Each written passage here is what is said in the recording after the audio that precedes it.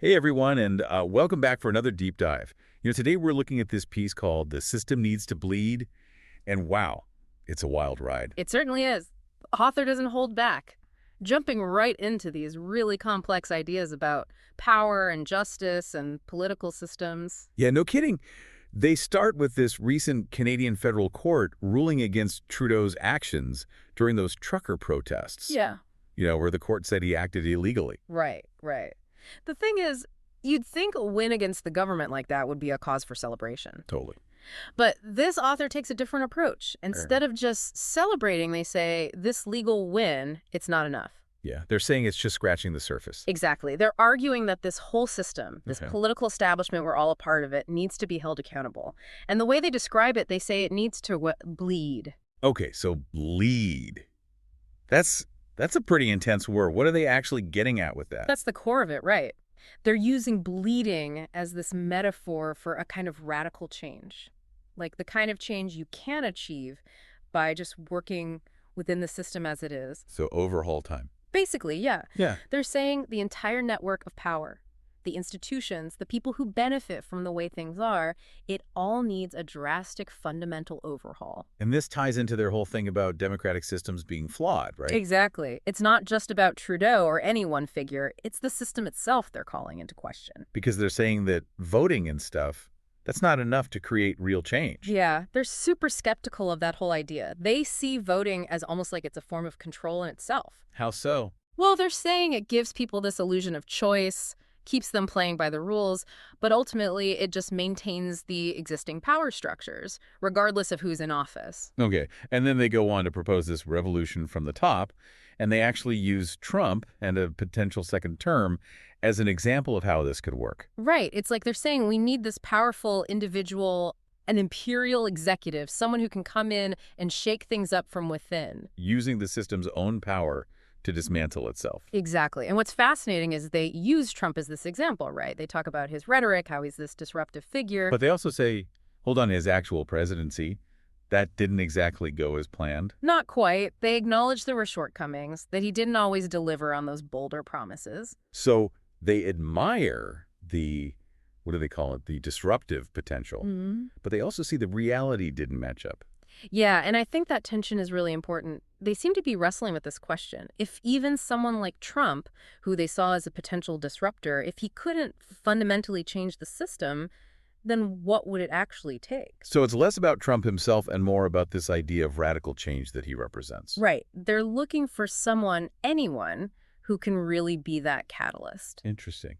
So where do they go from there? Well, next they dive into this idea that Trump might actually be motivated to bring about this kind of radical change because he's been personally targeted by the system. Okay, yeah, they talk about that. They argue that experiencing the system's power from the receiving end, even if you've benefited from it in the past, gives you this unique perspective, like you understand its flaws on a deeper level. And that understanding, that's what motivates you to want to tear the whole thing down. Exactly. They're saying it's like seeing behind the curtain.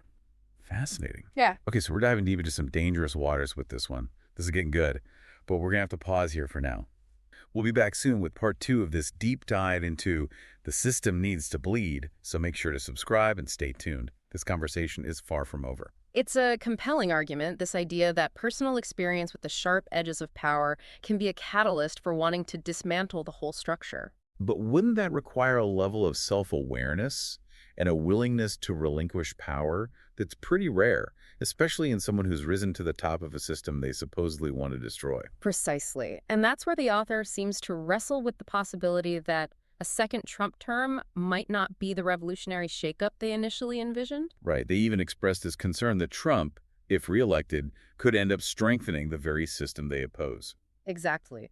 They suggest that his presence, rather than dismantling the established order, might instead breathe new life into it, particularly for those on the right who have felt increasingly disillusioned and disconnected from the political process. So it's this double-edged sword.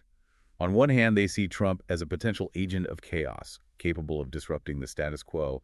But on the other, they worry that his return could actually backfire, leading to a consolidation of power rather than a dismantling of it. And this internal conflict speaks to a broader tension within the author's argument, particularly in their views on political participation itself. They dedicate a significant portion of the piece to dissecting what they see as the pitfalls of engaging in traditional democratic processes. Yeah, they don't hold back on their critique of voting. They seem to see it as inherently problematic, almost like participating in a rigged game. Right. They argue that voting, regardless of who you vote for, ultimately equates to consenting to be ruled by the system itself. In their view, it's a form of legitimization, a way of tacitly endorsing the existing power structures, even if you disagree with the individuals currently in control. That's a pretty radical stance, isn't it? Essentially saying that the only way to truly challenge the system is to opt out of the game entirely. It's a provocative argument, for sure. And they take it even further, suggesting that this logic of non-participation should extend to any activity that could be perceived as legitimizing the system. So no voting, no running for office, no engaging in political discourse. It's almost like they're advocating for complete political disengagement, a kind of withdrawal from the public sphere. And that's where I think this piece becomes particularly thought-provoking. It forces us to confront these fundamental questions about what it means to engage with systems we might find flawed or even unjust. Does participation, even if imperfect, ultimately serve to reinforce these systems? Or is there a way to engage critically, to push for change from within without simply perpetuating the status quo? It's a tough question, and I think it's one that a lot of people grapple with, especially in today's political climate. Absolutely. And while the author doesn't necessarily offer concrete answers, they do present a compelling case for at least questioning our assumptions about political participation. So they're not just telling us what to think, but rather giving us a new lens through which to view these complex issues. Exactly. They're pushing us to examine our own beliefs about power, justice, and the role of the individual in enacting change. It's almost like they're saying, look, we need to be really careful about how we engage with these systems, because even our attempts to change them can backfire. Right, and it's tricky because they're also not letting us off the hook by saying, just disengage, don't participate. Yeah, they push back against that too. Yeah, they make this point that, well, withdrawing might feel good, like you're making a statement. Sticking it to the man. Exactly, but it leaves the door open for others to step in. People who maybe don't share our desire for change. Exactly. And they might not just maintain the status quo, they might make things even worse. So it's like damned if you do, damned if you don't. It's a real dilemma, right? And the author even uses Trump as an example of how this could play out. They say that if enough people get disillusioned and just check out of the system altogether. It paves the way for someone like him to come in and grab even more power. Exactly.